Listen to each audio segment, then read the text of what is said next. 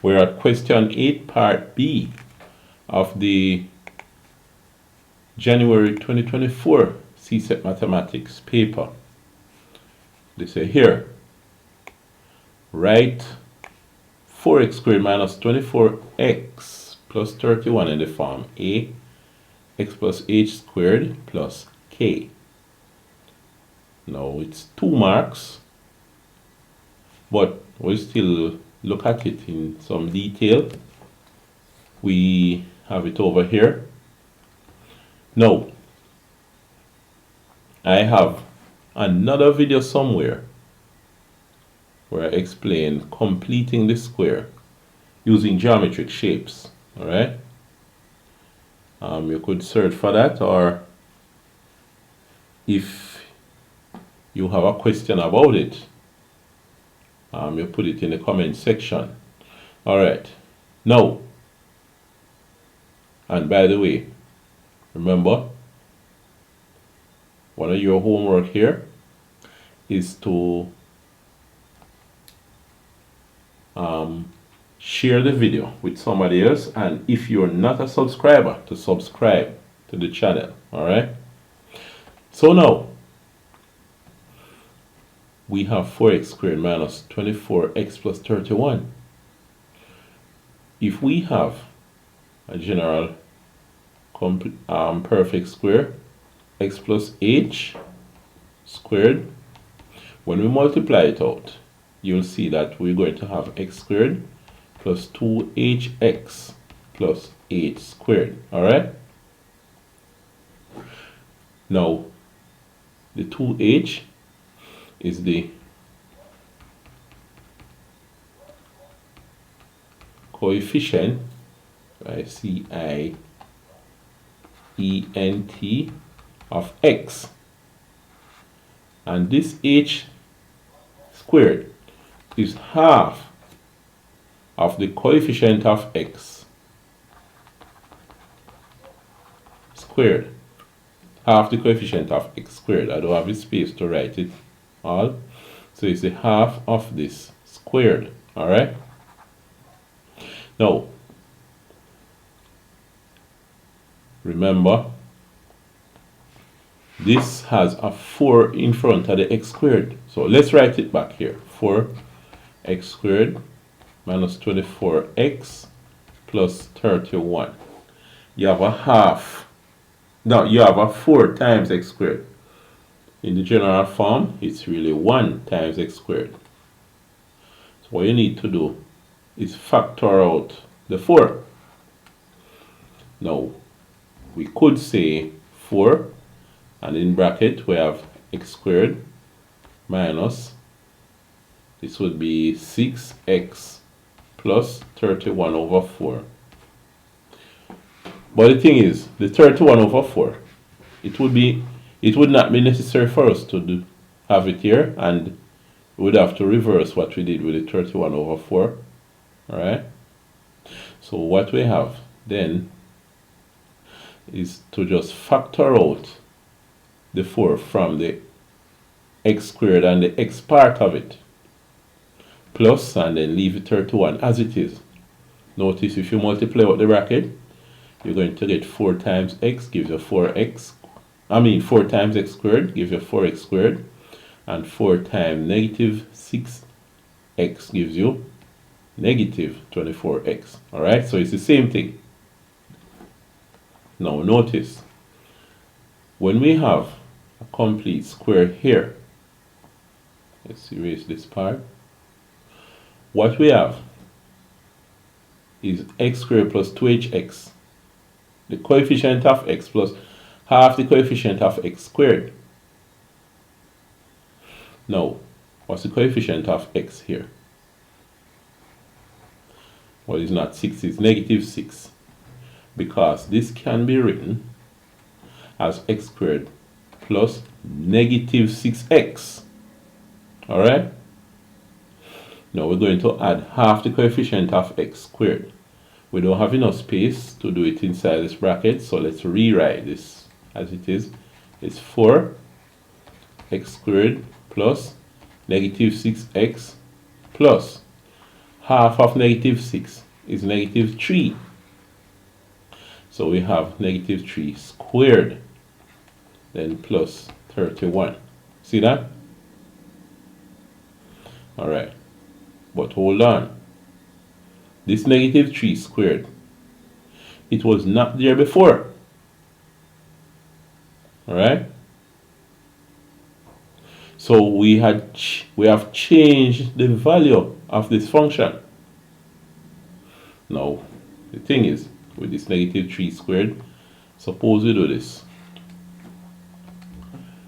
Minus negative 3 squared plus 31. We might say, problem fixed. We added negative 3 squared here, and we subtract it back.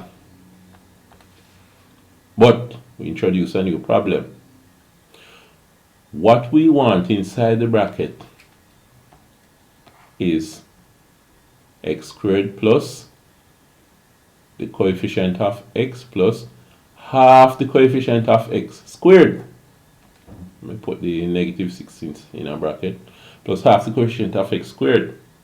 We have spoiled the thing by doing this. We already set up what is in the bracket exactly as we want, so let's go back a bit and see what problem we have. We say plus 31. This is exactly how we want it. We have x squared plus the coefficient of x. Coefficient mean what? Of x means what multiplies x. So we have the coefficient of x plus half the coefficient of x squared. Right? We have negative 6x plus half of negative 6, which is negative 3, and that is squared. We cannot interfere with this anymore. So what we are going to have to do is compensate by subtracting negative 3a squared outside the bracket. Now it might look like what we need to do is say negative 3. We subtract negative 3 squared. But the thing is, you have to remember, when you look from outside the bracket, whatever is inside the bracket is multiplied by 4. So it's not negative 3 squared we're going to subtract. Is 4 times negative 3 squared. Because we're outside the bracket and we see that whatever is inside the bracket is multiplied by 4. So what we have is minus, alright, 4 times negative 3 squared. So that is what we have to subtract, because 4 times 4 is multiplied by what is in the bracket. We've added negative 3 squared inside the bracket, but what we really added to the function is 4 times negative 3 squared, even though it looks as if negative 3 squared is what we added to the bracket. Because whatever is in the bracket is multiplied by 4.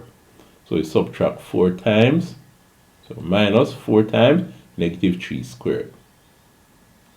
Okay, so you see that. Now, this, it is similar to what we have up here. X squared plus 2hx plus 8 squared. What is it that represents the h here? H is equal to, look at it carefully, it is negative 3. H is negative 3 because 8 squared is negative 3 squared. And look at this, 2h is negative 6, and it's 2 times negative 3 gives negative 6. So both these show you that h is negative 3. Now it can be written as x plus h all squared. So what we have is 4 times x plus negative 3 all squared. But when you say x plus negative 3, you can just write x minus 3. So it's x minus 3 all squared. And then outside the bracket here now, it's a plus 31 minus 4 times negative 3 squared is 9. So So what you have is 4x minus 3 squared. Now 31 minus 36, which is negative 5. So it's 4x minus 3r squared minus 5. Alright? So, what was the question again? Write it in that form. So it's x plus 8 squared plus k. So it is now in that form. Now you could write these things as, since they say x plus 8 squared, you could write it as 4x plus negative 3 squared. No, my mistake. Plus negative 3 squared plus negative 5. Right? You can see that a is 4, h is negative 3, k is negative 5. So a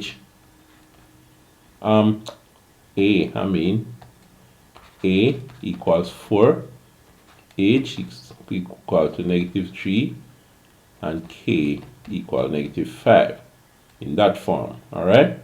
So that's what you have. Alright, what else do they say? We're to, on the axis below, sketch a graph of 4x squared minus 24x plus 31. Is the same thing, yeah? 4x squared minus 24x plus 31. Indicating the coordinates of the maximum and minimum point. Alright, we'll do that in our next video.